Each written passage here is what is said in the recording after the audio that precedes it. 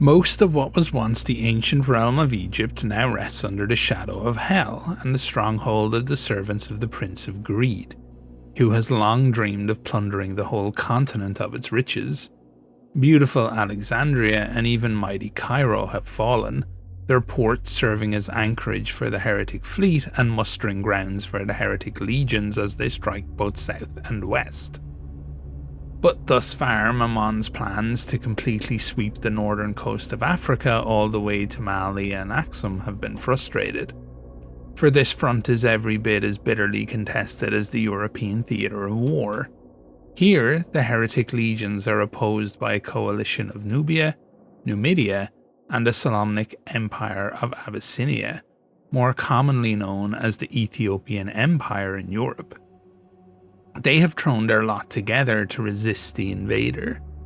Blood stains the waters of the Nile red as the coalition struggles to contain the grinding offensives of the Legion of the 10 Golden Horns that serve Maman.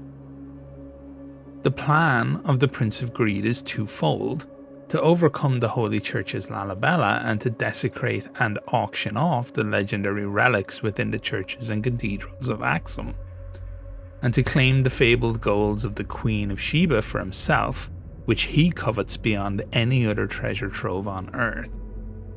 War has honed the soldiers of Ethiopia into masters of mobile warfare, and taking the enemy on in loose formation, a style of fighting well suited to their rugged country where few roads do not allow for easy movement of large armies.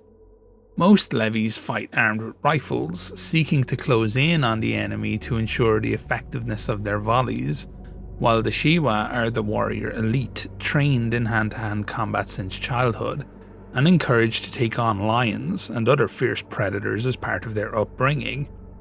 Warriors that have taken down a male lion single-handedly have the honour of wearing its mane as a headdress. Their famed war cry, "Together, together," is often the last thing that the invaders hear.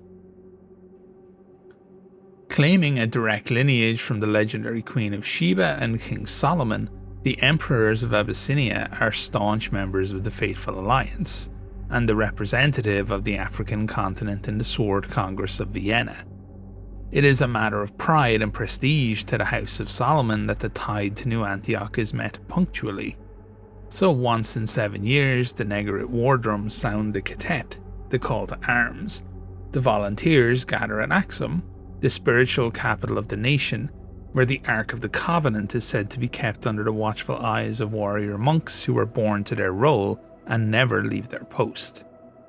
There is never any lack of warriors willing to join the expeditionary force to aid New Antioch. Adventure, unrivaled status given to those who serve the Duke, and a chance to fight the enemy at their heartlands ensures that the bravest young soldiers compete for the chance to join the force.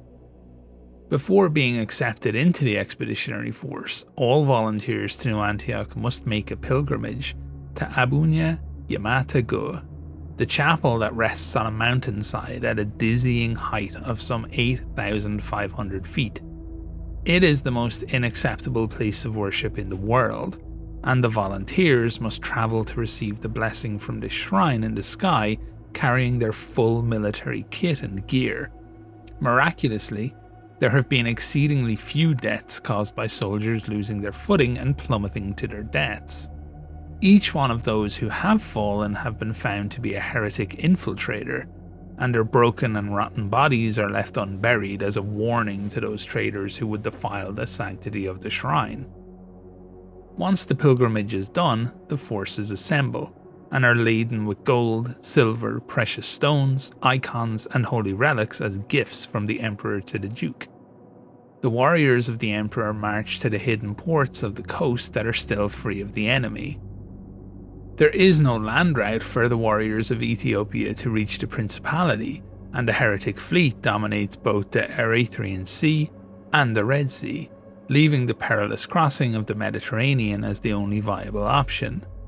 Thus, there is the war on the waves of the Mediterranean as the fateful fleet crashes with the heretic dreadnoughts. Ships will be sunk and the gold from the shrines of the Queen of Sheba is lost to the sea, but when the songs and drums of the warriors of Solomonic throne can be heard in the harbour and echoing on the famed walls of New Antioch, the citizens know that the aid has come once more. Fewer than 1 in 10 of the volunteers ever returns to the rock-hewn churches of Lobelia to give thanks for their deliverance. The rest give their lives in the brutal battles in the no man's land, like the countless millions before them.